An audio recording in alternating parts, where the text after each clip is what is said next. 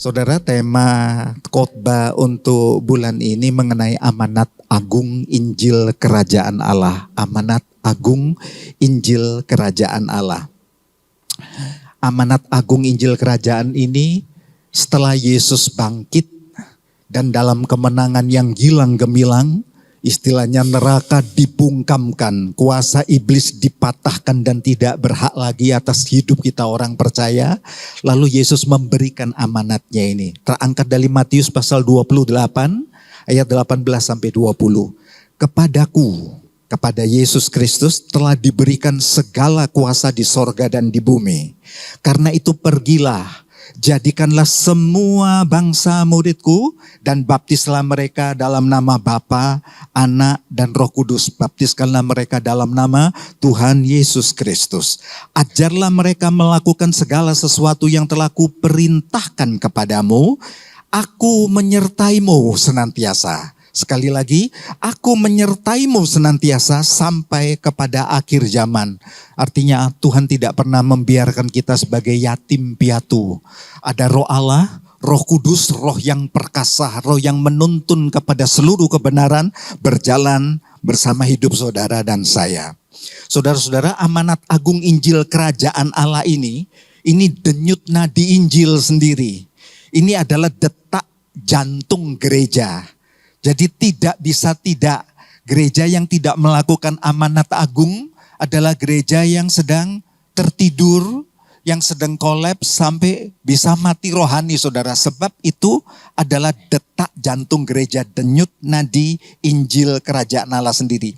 Isi amanat agung praktis ya, dan pelaksanaannya juga praktis sebenarnya, bukan? Jadikanlah semua bangsa murid Kristus, baptislah mereka dalam nama Tuhan Yesus Kristus, dan ajarkanlah firman kehidupan itu untuk terus supaya makin dewasa, begitu ya, serupa segambar dengan Kristus. Ini adalah perintah kehormatan sebenarnya. Ini adalah hal yang luhur, mulia, amanah, tugas, mandat mulia, luhur. Karena punya value bukan hanya keselamatan saat di bumi ini, tapi keselamatan yang sampai kekekalan tanpa batas waktu. Yang ditulis oleh hati Allah Bapa sendiri, yang dimeteraikan dengan darah kematian Yesus sendiri, diteguhkan oleh kebangkitan Yesus, dan pelaksanaannya disertai oleh Roh Allah, Roh Kudus, Roh yang perkasa yang dahsyat itu menyertai saudara. Betapa terhormatnya kita. Jadi kita melanjutkan karya keajaiban, karya kebaikan Tuhan, karya mujizat keselamatan yang terbaik itu saudara untuk hidup kita. Segala kuasa di sorga dan di bumi di tangan Yesus. Ini yang pertama setelah kebangkitan Yesus berkata, segala kuasa ada di tanganku. Kematian dan kebangkitan Yesus adalah bukti kemenangan atas iblis, kutuk dosa dan kematian kekal. Kematian dan kenaikan Yesus ke sorga adalah bukti bahwa rumah Bapa sorga itu nyata, saudara. Sorga bukan impian, sorga bukan dongeng. Benar-benar nyata. Karena dia pergi ke rumah Bapa, aku akan menyediakan tempat bagimu. Setelah itu akan balik dan jemput Anda dan saya untuk menikmati perjamuan anak domba di sana. Wah, ini satu hal yang termahal dalam hidup tanpa batas waktu. Umur kita berbatas waktu, tapi hidup bersama Allah di rumah Bapa tanpa batas waktu, kekekalan. Wah, ya, otoritas kuasa kemenangan Kristus ini yang waktu Yesus berkata segala kekuatan kuasa, otoritas sorga dan bumi diserahkan ke tanganku. Yesus berkata kepada murid-muridnya dan kepada Bapak Ibu sekalian pagi hari ini. Pada jemaat Tuhan sebagai tubuh Kristus di bumi ini, diberikan kepada Anda dan saya. Supaya melanjutkan karya amanat agung menjadikan semua bangsa multikultural. Semua bangsa murid Kristus, baptiskan mereka dalam nama Yesus dan ajarkan firman kebenaran. Mari kita bertolak yang pertama, jadikanlah semua bangsa muridku. Ya, untuk pembelajaran dari masyarakat Yahudi. Kalau kita belajar dari kitab Perjanjian Lama di Ulangan pasal 6, ya, saudara akan menemukan hal-hal yang indah mengenai pemuritan. Kata murid atau matetes dalam bahasa Yunaninya, Ibraninya limut, Latinnya discipulus, lahirlah kata bahasa Inggris disciple, begitu ya saudara. Itu artinya murid itu pengikut setia sepenuh hati. Pengikut yang setia sepenuh hati, rela diajar, dididik dalam pengajaran firman yang aktif, yang tetap setia, rela diajar, rela diproses, rela dibentuk, dan dididik dalam pengajaran dan keteladanan hidup hingga dewasa.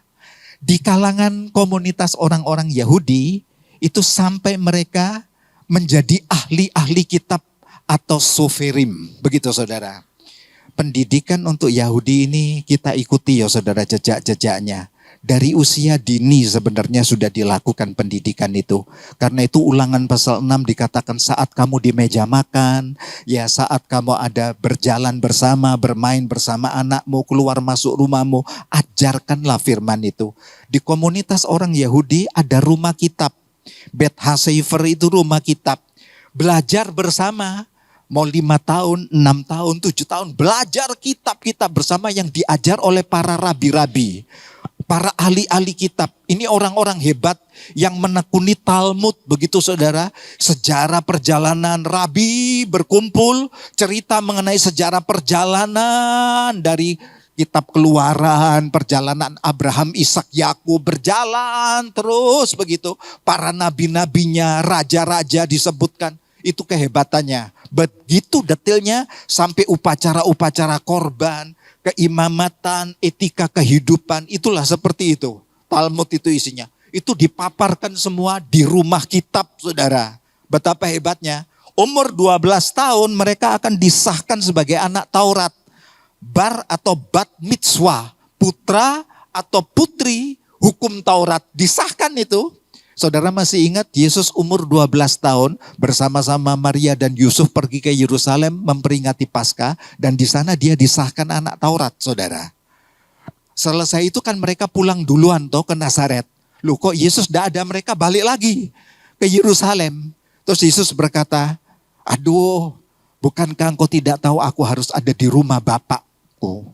Aduh kami cari-cari kamu loh, kamu ini kemana sih, kan begitu. Maria menyimpan semua dalam hatinya. Lalu dijumpainya Yesus bertanya jawab dengan para ahli-ahli kitab umur 12 tahun. Dan dikatakan Alkitab mereka terkagum-kagum akan hikmat.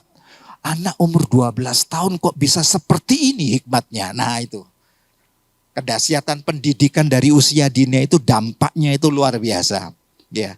Sampai terus 12, 13, 15 tahun, 20 sampai 30 tahun itu ukuran kedewasaan orang Yahudi. Mereka menjadi sefarim, begitu ya saudara, ahli kitab. Saudara masih ingat, contohnya ya Rasul Paulus, contohnya Yusuf Arimatea, Nikodemus, itu yang tidak biasa kita dengar ya. Rasul Paulus itu ahli Taurat yang hebat, handal. Dimuridkan oleh guru besar Gamaliel. Gamaliel adalah cucu Rabi Hillel, salah satu orang kunci para rabi yang menulis Talmud. Betapa kehormatannya turun ke Gamaliel, Gamaliel mendidik Rasul Paulus. Jangan kaget Rasul Paulus yang ahli kitab yang jago ini, lalu ditransformasi hatinya, dilahirkan baru dalam roh, begitu ya saudara. Diurapi Tuhan lalu menjadi penulis Alkitab yang handal dengan hikmat arah. Tulisan Rasul Paulus kepada sidang jemaat Roma, 1-2 Korintus, Galatia, Efesus, Filipi, Kolose, 1-2 Tesalonika. Itu tulisan Rasul Paulus dengan ilham roh Allah di dalamnya. Betapa indahnya. Jadi tidak pernah terbuang pendidikan begitu ya. Murid itu tidak pernah ada value yang terbuang. Direla, diproses itu tidak pernah ada yang hilang dalam firman dan pengajaran. Yusuf Arimatea juga ahli kitab loh saudara. Jarang kedengaran beritanya ya. Ahli kitab sampai menjadi orang yang terkemuka di kalangan umat Yahudi. Lalu diangkat menjadi Sanhedrin, mahkamah agama, orang elit di antara komunitas orang Yahudi. Anggotanya hanya 71 orang. Dan dia terkemuka, Alkitab katakan orang yang kaya dan terkemuka. Di Injil, kitab Injil ada semua ini saudara. Ya. Sedangkan Nikodemus adalah juga ahli kitab, hebat yang malam-malam datang kepada Yesus. seorang yang sudah tua umurnya, bagaimana aku bisa masuk kerajaan Allah? Ya, lalu Yesus berkata, wow, seorang ahli kitab, engkau harus dilahirkan dalam air dan roh. Bagaimana mungkin aku sudah setua ini, Rabi? Apakah aku harus masuk kembali ke rahim ibuku dan keluar kembali? Yesus berkata, oh bukan itu maksudnya. Ya, dilahirkan baru dalam firman dan roh, bukan oleh Taurat. Begitu saudara. Wah, akhirnya dia bertobat. Ahli kitab yang bertobat. Terbukti di Yohanes pasal 19 saat Yesus sudah disalib, mati begitu ya. Sementara tergantung di kayu salib, Yusuf Arimatea dan Nikodemus, Yohanes pasal 19, datang kepada Pontius Pilatus. Pontius Pilatus yang mulia, menurut tradisi kami, karena ahli kitab, mahkamah agama, dia menekuni, menurut budaya kami orang Yahudi, tidak biasa yang seperti ini. Karena dia bukan sampah masyarakat untuk digantung seperti itu jenazahnya. Ya, dia seorang rabi yang buta melihat, lumpuh berjalan, mati dibangkitkan. Kepada orang-orang miskin diberitakan kabar baik dan kelepasan. Orang kerasukan diusirnya setan. Bagaimana mungkin harus terbentang seperti ini? Kami minta jenazahnya. Begitu, kami akan makamkan dia. Aku punya tanah, kata Yusuf Arimatea, tidak jauh dari bukit Golgota ini. Karena itu Yesus dimakamkan di makam Yusuf Arimatea yang masih baru itu, saudara. Lalu mereka datang sesuai dengan budaya Yahudi, membawa 50 kati mur dan gaharu. Itu kalau dikilokan kurang lebih 30 kilo mur dan gaharu. Saudara boleh cek minyak gaharu itu harganya mahalnya kayak apa kalau dari Timur Tengah. Bisa miliaran itu. Boleh cek di Shopee minyak gaharu yang original. Loh ada saudara. Gak ketolong harganya. Sedikit kecil saja gak ketolong harganya. Yang murni apalagi dari Timur Tengah. Sangat mahal, apalagi itu di zaman Nikodemus yang lalu itu saudara. Sangat mahal, itu dipersembahkan untuk merempah-rempahi jenazah Yesus. Murid Kristus. Next berikutnya ya. Nah, spirit pemuritan ini yang terbaik muncul dari keluarga, Ulangan pasal 6. SPIRIT, sinergi, persisten, inovatif, care, improvement, trustworthy. Artinya spirit untuk pemuritan ini alangkah indahnya sedini mungkin dari keluarga, saudara. Ayah ibu sebagai imam keluarga, harmoni kebersamaan tekun dan dilakukan harus dengan gigih. Terus menerus, gak boleh musiman, gak boleh bosenan. Lalu kreasi cara mendidik anak, melalui keteladanan, bermain bersama, alat peraga, tokoh-tokoh Alkitab, kitab per kitab begitu, seni karakternya dan seterusnya. Makin peduli untuk segala pertumbuhan, gerak, tumbuh kembangnya karakter anak. Saudara akan menuai hal yang terbaik. Sebab pemuritan itu meletakkan dasar, pola hidup, eksistensi keberadaan. Jadi anak itu tidak gagal paham dengan dirinya. Wow, aku dari kecil aku milik Kristus. Jadi Bapak Ibu yang memiliki anak-anak di Rocky kita begitu, ya itu bukan separuh jiwa loh saudara. Itu harganya tetap 1 jiwa seperti kita. Sampai Yesus berkata, kalau engkau menyesatkan seorang anak daripadaku, sama nilainya seperti ditaruh batu kilangan, dicemplungkan ke dalam laut. Nyawanya binasa, sama seperti diri kita. Betapa berharganya 1 nyawa di hadapan Tuhan. Seperti itu cara mendidiknya. Pendidikan moral diletakkan usia dini. Sampai disiplin karakter. Rasul Paulus berkata begini, aku teringat Timotius akan imanmu yang tulus ikhlas. Pertama-tama itu hidup di nenekmu Lois 3 generasi. Nenekmu Lois, lalu ibumu Yuneke, dan aku yakin sekarang juga hidup di dalam dirimu loh. 3 generasi saudara diturunkan benar. Pemuritan itu meletakkan dasar pola hidup, moral, disiplin, karakter, iman, keyakinan ke depan. Sampai sorga dalam hidupnya. Mahal bukan seperti ini? Ya, mari muridkan terus ya. Bangkitkan spirit pemuritan saudara. Ya. Nah, setelah kita bertumbuh dalam pemuritan, jadilah kita murid yang dewasa untuk pelipat gandaan murid. Murid yang menjadikan murid kembali begitu ya saudara. Tujuan pemuritan adalah membangun persekutuan komunitas multikultural. Ya seperti Komsel kita. Kita ada beragam dari beragam etnis, latar belakang budaya. berpusatkan Injil keselamatan. Alangkah indahnya itu dikembangkan di komunitas pendidikan. Bisa komsel di antara para guru, komsel para medis, para dokter, komsel bisnis para pengusaha. Jangkauan Injil jauh lebih cepat daripada menunggu mereka datang di gereja. Keren bukan? Karena itu saudara yang sudah dimuridkan di rumah Tuhan tidak pasif. Bergerak di lapangan market saudara masing-masing untuk buat itu. Kami pernah bikin komsel guru dan nyatanya indah. Ya, sampai ke komsel para desainer, orang-orang yang di properti misalnya. Di orang-orang di manajemen, ya marketing manager bisa, production manager bisa begitu ya. Orang-orang di hukum, psikologi, konseling, orang-orang di teologi punya komunitas untuk menggali firman bersama. Di sana akan membangun kedewasaan iman dan kasih. Lebih rakat, lebih nyata begitu. Nempel begitu ya, lebih aplikatif. Nyata, implementasinya itu nyata. Mengembangkan potensi dan relasi lebih nyata lagi.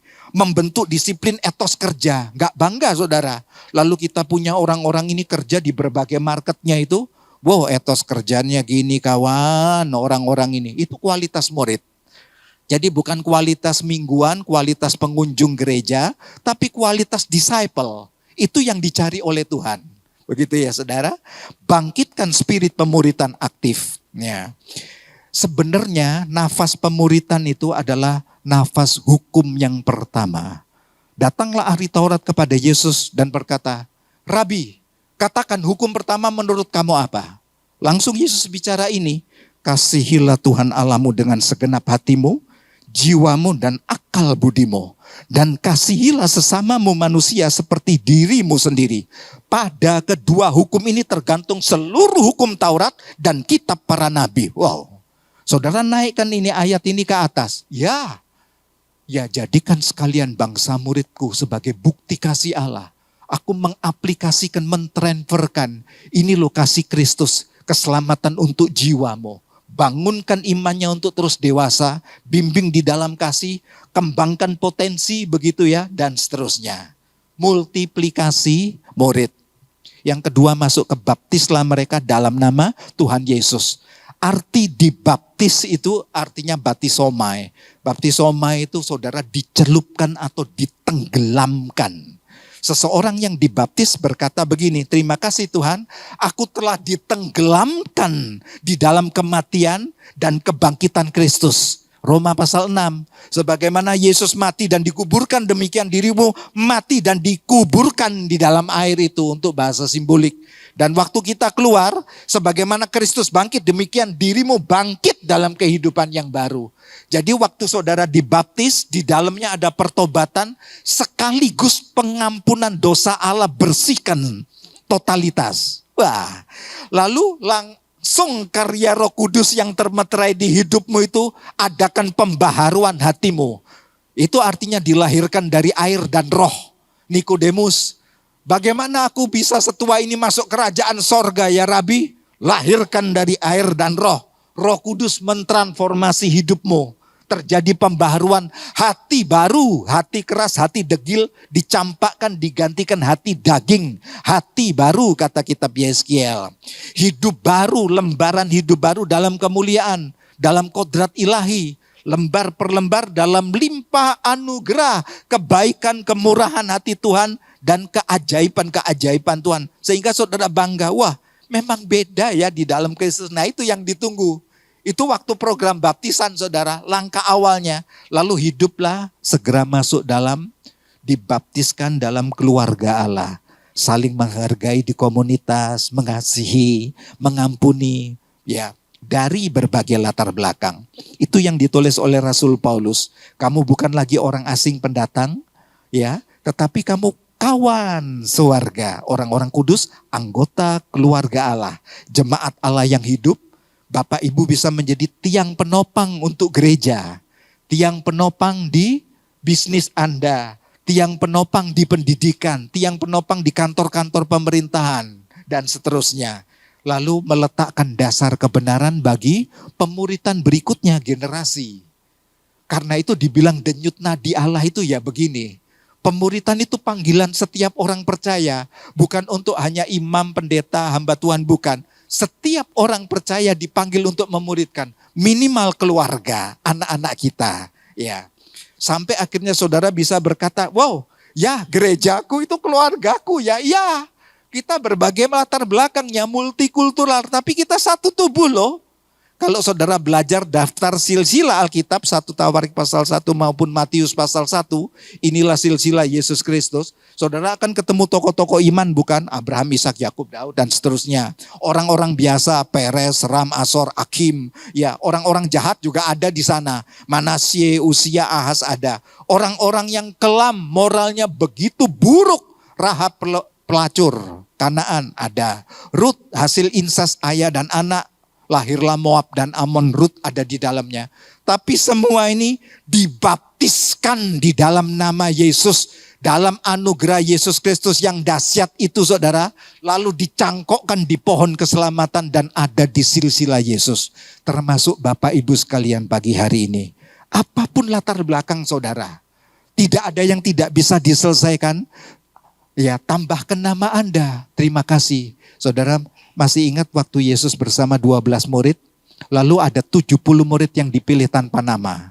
Berbahagialah saudara, ada orang-orang yang tanpa nama tapi memberitakan Injil. Ya, lalu mereka datang ketemu Yesus. Rabi, wah dahsyat. Ya, setan-setan tunduk kepada kami. Saudara masih ingat Yesus berkata, jangan engkau bahagia atau bangga dengan setan tunduk kepada kami dalam namaku, ya, dalam nama Yesus. Tapi Yesus berkata, berbahagialah karena namamu tertulis di kitab kehidupan. Ini maksudnya. Ya, urusannya sudah setan sudah dicampakkan dalam nama Kristus. Tidak punya hak lagi untuk saudara begitu ya. Saudara termeterai dengan darah Yesus dan kuasa kebangkitan Yesus. Tapi paling bahagia dirimu masuk di pohon kehidupan dan keselamatan kekal. Berbahagialah untuk itu. Tambahkan namamu, terima kasih Tuhan. Namaku tercatat dalam buku kehidupanmu. Ya, tidak peduli sekelam apapun ya. Kematian kebangkitan Kristus membawa Anda keluar dari kerajaan kegelapan kepada keluarga kerajaan Allah. Yang terakhir, ajarkanlah firman. Ajarkanlah firman. Murid itu bertumbuh dalam pengenalan pribadi Allah. Yang terus bertumbuh dinamis, kata bentuk aktif. Karena itu perlu saat teduh hari-hari. Aktif mesbah doa setiap pagi atau petang begitu ya. Aktif dengan firman, bertumbuh dalam karakter Kristus. Itu kualitas murid saudara. Lalu bertumbuhlah menjadi murid yang dewasa untuk memelihara komunitas persekutuan orang percaya. Gospel Center di dalamnya tentu. Hingga menjadi komunitas murid sejati. Sayangilah komselmu sampai kualitasnya murid sejati. Ya, bukan kualitas ya berat begitu kayak sama terus 5 tahun lalu, 10 tahun lalu enggak. Sudah kualitasnya wow, makin dalam dia mengerti Alkitab. Makin dalam dia bisa bersaksi.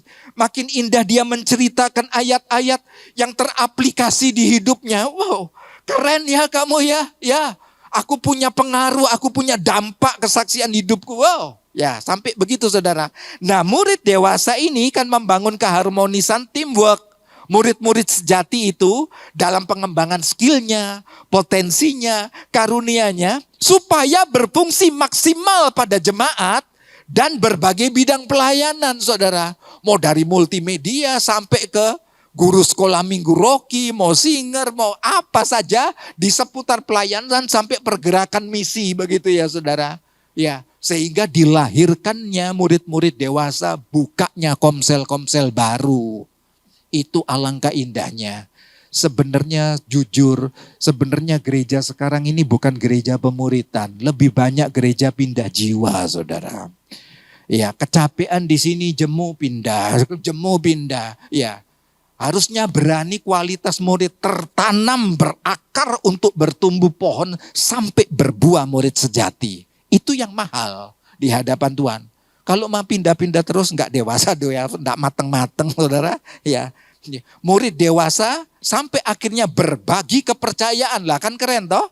Sudah mateng nih, sudah kelasnya. Makin tumbuh, makin senior toh dia. Komunitasnya ada, ya. Mulai berbagilah kepercayaan otoritas, delegasikan. Ya, Tapi ikut aktiflah sebagai rekan sekerja generasi murid sejati berikutnya. Keren bukan saudara? Jadi kesinambungan terus. Aku teringat Timotius, iman yang hidup di nenekmu Lois, turun ke ibumu Eunike, sekarang aku lihat di kamu. Dampaknya Timotius itu dahsyat. Dia gembala jemaat Efesus, metropolisnya Asia kecil pada waktu itu, kota perdagangan dan ada keajaiban dunia pada waktu itu di kota Efesus. Ternyata gembalanya seorang muda Timotius, saudara. Bagaimana mungkin, tidak nalar bukan? Tapi mateng. Sampai Paulus bilang gini, Timotius jangan mau dipermudahkan. Jadi teladan ya. Pikiranmu, hidupmu, perkataanmu, ya. Yes. All out pokoknya kamu buat Tuhan sudah. Sebab kamu dari kecil. Saudara, ini sebenarnya kebahagiaan. Permisi, banyak orang bangga dukun bertobat, orang jahat bertobat, tapi sudah separuh umur.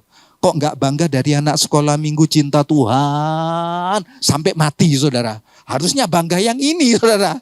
Ya, yang itu sudah tekor separuh umur itu saudara. Harusnya bangga sama Timotius rohani ini. Yang dari kecilnya ya. Biasanya kan gitu, artis bertobat dipuji-puji kepagian. Habis itu hilang lagi beritanya, kan sering begitu saudara. Sayang bukan? Bersyukurlah kalau kita punya anak dari Rocky, tumbuh ke besar teens, youth, sampai akhirnya wow, dia sekarang menjadi pemimpinnya di senior fellowship. Kan gitu saudara. Percayakan hal ini kepada orang yang dapat dipercaya dan cakap mengajar. Ya toh? Benar bukan? Murid yang matang, dewasa, mempercayakan terus kesinambungan. RRCC adalah gereja pemuritan Anda. Amin. Amin. Ya, tetap dalam hati yang indah dan mencintai Tuhan. Langsung kita masuk ke dalam perjamuan.